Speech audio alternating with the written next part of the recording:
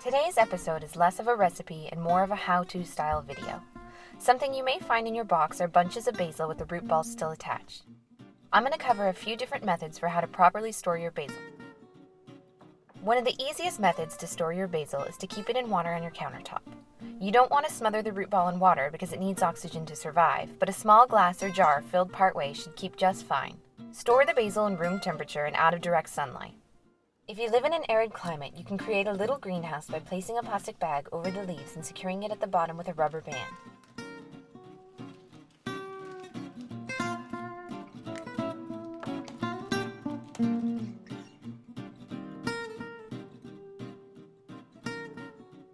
Another simple option is to refrigerate your basil.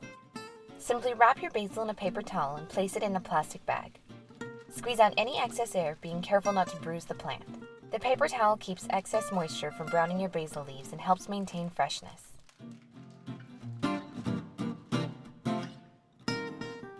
The next two methods both require removing the basil leaves from the plant. I pick each leaf off of the stem and then place them in a bowl of water.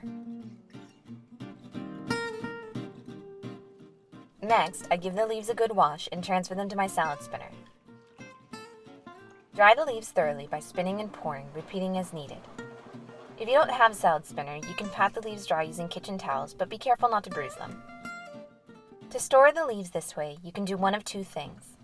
The first option is to place them in a container and put them in the fridge. The container I'm using has silver particles which have antimicrobial properties that aid in preventing the plant from spoiling, but any normal container will do. The next option is more of a long-term storage technique. Start by placing your leaves in a food processor and pour a generous amount of extra virgin olive oil over the top. Next, depending on what you'll be using them for, chop the leaves to your desired consistency.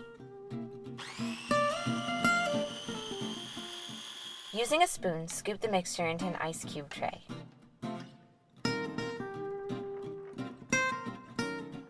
This is a great method for storing large amounts of basil since, as you can see, my 3 bunches only made 6 cubes.